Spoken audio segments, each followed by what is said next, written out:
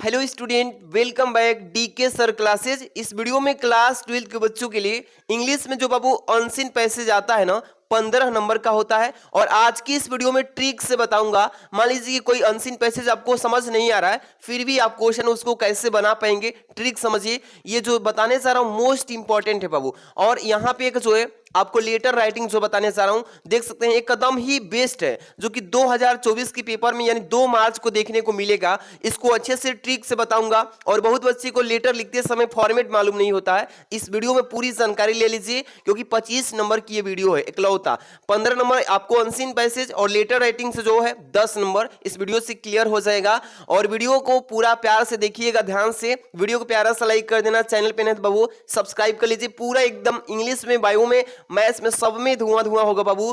पूरा देखिएगा, मेरे साथ जुड़ जाइए। सबसे पहले ध्यान दीजिएगा, अनसीन पैसेज आएगा ना, इस पैसेज को पढ़ना होता है। इसमें से 5 प्रश्नों का आंसर ट्रिक से मैं दिलाना सिखा देता हूं बाबू। ध्यान से पहले तो पैसेज को ध्यान से पढ़िएगा, ठीक है। देखिए पैसेज यही आएगा और इसी तरीके से आएगा। मान लीजिए कि अर्थ समझ नहीं आ रहा भाई, तो फिर भी हम सिखा देंगे कैसे आंसर कर पाएंगे। जैसे लिखा है कि men's life is not measured by the number of days, months and years. कह रहा है यहाँ पे ध्यान दीजिए कि मनुष्यों का जो जीवन है वह नंबर ऑफ डेज यानी कि दिनों की संख्या से, मंथ्स महीनों की संख्या से, एंड ईयर्स और सालों की संख्या से, दैट ही हैज लिव्ड। यहाँ पे देखिए दैट ही हैज लिव्ड मतलब कि वो रहते हैं, उसके द्वारा नहीं काउंट किया जाता है, मापा जाता है। बट लेकिन by the deed he has done and by the achievements he has made. कह रहा है इसमें, ध्यान से एक बार मेरी बात को समझिए बाबू, कि मनुष्यों का जो जीवन है वो दिन से, महीने से और साल से मतलब कि रहने से नहीं मापा जाता है, ठीक है। कैसे मापा जाता है? But by the deeds he has done and by the achievement he has made. क्योंकि लेकिन उनके द्वारा किए गए कार्यों, डीड्स मतलब क्या होता है प्यारे स्कूलों, कार्यों, डन मतलब किए गए कार्यों, एंड अचीवमेंट और प्राप्त किए गए मतलब अपने द्वारा प्राप्त किए गए उपलब्धियों के द्वारा मापा जाता है, ठीक है।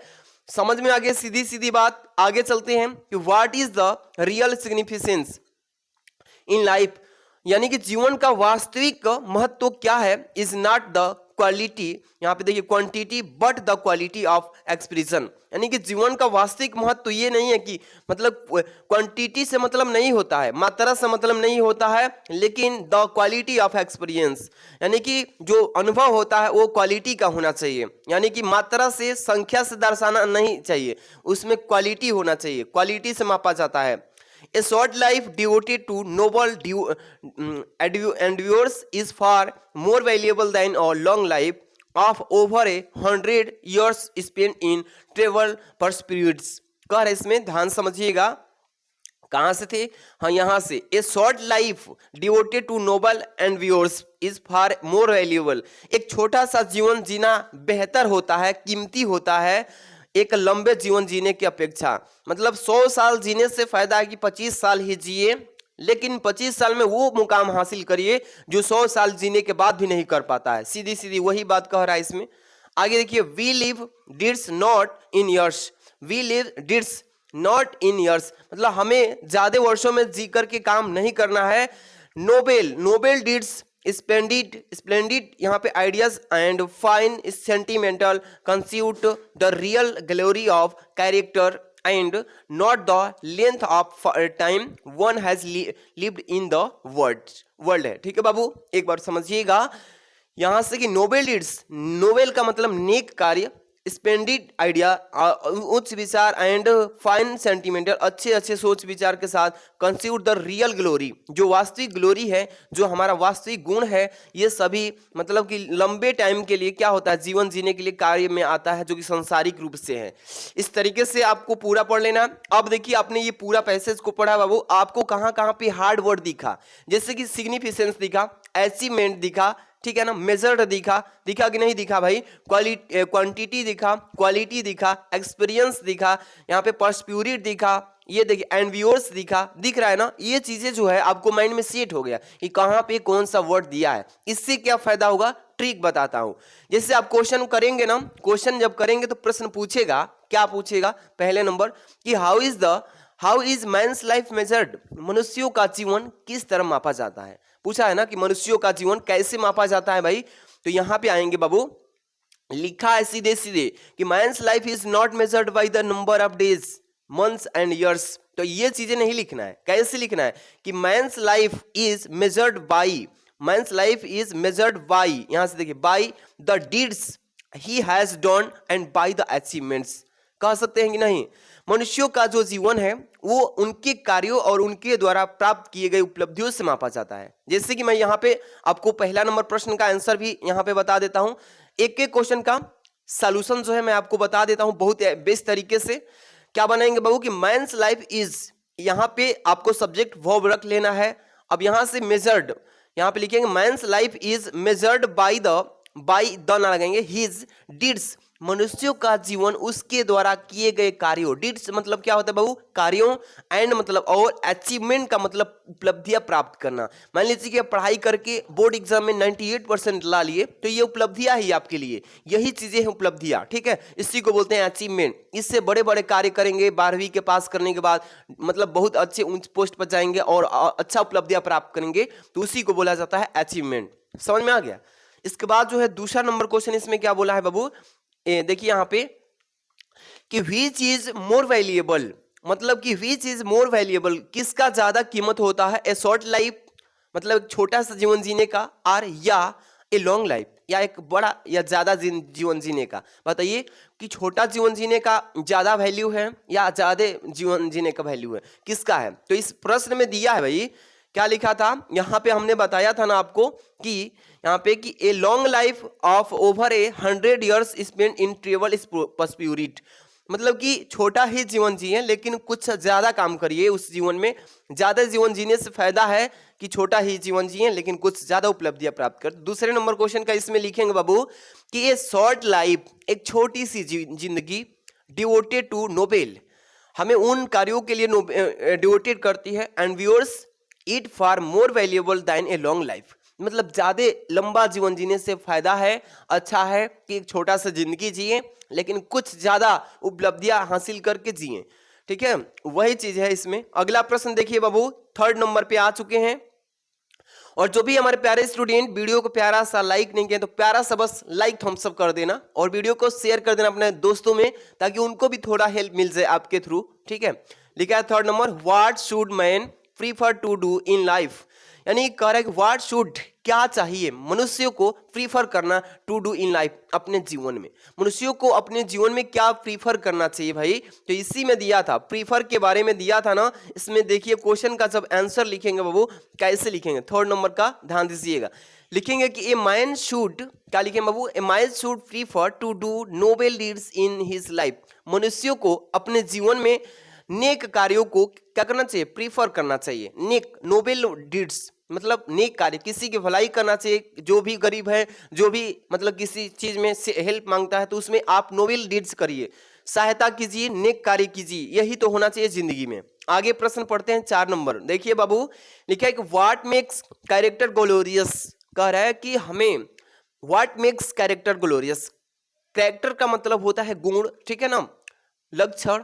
देखिए जो हमारा कैरेक्टर है वो किस तरीके का मतलब ग्लोरियस बनाना चाहिए, तो यहाँ पे लिखेंगे बाबू कैसे बनाना चाहिए 4 नंबर का कि noble deeds splendid ideas and fine sentimental constitute the real glory of character. इस प्रश्नों का आंसर यहीं पे से लाएंगे, यहीं पे है, देख लीजिएगा, यहां पे देखिए noble deeds splendid ideas and fine sentimental constitute the real glory of character and not the length of time one has lived in the glories. इस पैसेज को आप पढ़े थे ना, तो इसी में से तो छांट छांट के बना देना है और छांट छांट के यहाँ पे लिख भी देना है, कुछ है नहीं इस प्रश्न में।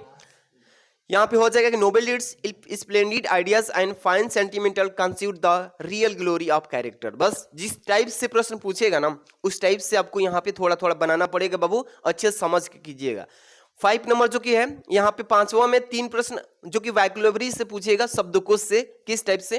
पहला है इसमें रोमन अंकों में लिखा है ना कि which word in the passage, इस पैसेज में ऐसा कौन सा शब्द है भाई, इसका मतलब कि इंपॉर्टेंस दिया है, इंपॉर्टेंस का मतलब होता है महत्वपूर्ण, इंपॉर्टेंस का मतलब महत्वपूर्ण कह सकते हैं। तो यहाँ पे कौन सा ऐसा चीज दिया है जो इंपॉर्टेंस का प्रवाची के रूप में इसमें दिया होगा? तो इंपॉर्टेंस का मतलब यहीं पे दिया है। सिग्निफिकेंस का मतलब होता है महत्व या महत्वपूर्ण भी कह सकते हैं। समझ में आ गया? जो पैसेज में दिया हो वही यहाँ पे प्रश्न पूछा है। तो लिखेंगे कैसे प्यारे स्टूडेंट? यहाँ पे पांचवा का पहला लिख लीजिएगा। क्या लिखेंगे? कि सिग्निफिकेंस हो जाएगा जो पैसेज में दे रखा है। ठीक है ना? आगे बढ़ते हैं प्यारे स्टूडेंट। यहाँ पे दूसरा नंबर देखिएगा कि what is meant by noble and viewers, कह रहा है ना कि what is meant by the noble advance का मतलब क्या होगा इस जो पैसेज में दिया है। तो यहाँ पे लिखेंगे इसका ग्रेट एफर्ट्स, क्या होगा? बड़ा एफर्ट्स होना चाहिए। यही हो जाएगा इसका आंसर जो कि इस पैसेज में दे रखा है। समझ में आ रहा है? आगे बोलते हैं बाबू। यहाँ पे अगला प्रश्न देखेंगे तीसरा नंबर कि what is the difference between Indeed और यहाँ पे डिड। देखिए डिड कह रहा है कि इस पैसेज में जो दिया गया है वो इंडीड और डिड के दोनों के बीच का अंतर क्या होगा? दोनों का अंतर का मतलब दोनों के बारे में थोड़ा थोड़ा बता देंगे, बस अंतर हो गया। तो इंडीड का मतलब देखिए लिखेंगे थर्ड नंबर का कि इंडीड मीन्स, इंडीड का मतलब होता है रियली, वास्तव में, एंड डिड का मतलब होता है वर्क। डिड का मतलब कार्य करना, और इन जहां पे इन लग गया और डिड लग गया, इंडीड का मतलब होता है वास्तव में। तो ठीक है, ऐसे ही पैसेज आएगा और पैसेज को इस प्रश्नों का उत्तर इस पैसेज में से दे देना है। तो समझ में आ गया ना? अगला जो है प्रश्न बाबू देखिएगा, ये आपका क्वेश्चन नंबर थर्ड पे आता है। ये भी 10 ही नंबर का आता है बाबू, लेटर राइटिंग। और बहुत बच्चे को तो फॉर्मेट इसका समझ ही नहीं आता है कैसे लिखेंगे, और इस बार 2 मार्च को ये कंफर्म है बाबू कि इसी तरीके से पेपर में आएगा। कैसे प्रश्न पूछा रहेगा? देखिए लिखेगा प्रश्न में कि write a letter to the principal of your college requesting him to arrange a football match. इसका मतलब कह रहा है कि राइट ए लेटर, एक पत्र लिखिए, टू द प्रिंसिपल, अपने प्रधानाचार्य को, ऑफ योर कॉलेज, अपने प्रधानाचार्य को, रिक्वेस्टिंग मतलब कि आपको रिक्वेस्ट करना है उसमें, हिम टू अरेंज की व्यवस्था करें, ए फुटबॉल मैच, एक फुटबॉल मैच कराने का। अपने प्रिंसिपल को, अपने कॉलेज के प्रिंसिपल को एक प्रार्थना पत्र लिखिए कि सर आपके कॉलेज में एक फुटबॉल मैच का आयोजन कराया जाए। इसके बारे में पत्र पेपर में पूछता है लेटर राइटिंग बाबू। कैसे लिखेंगे बाबू? चलिए ध्यान दीजिए, 10 नंबर का चीज है, मेन पॉइंट पे ध्यान देना है। अगर वो पॉइंट अगर छोड़ के आते हैं तो एग्जामिनर जो है 10 के जगह पे 5 नंबर 7 ही नंबर देता है। तो इस वीडियो को देख लीजिए, पूरा फुल देगा। ठीक, पहले लिखेंगे टू लगाएंगे।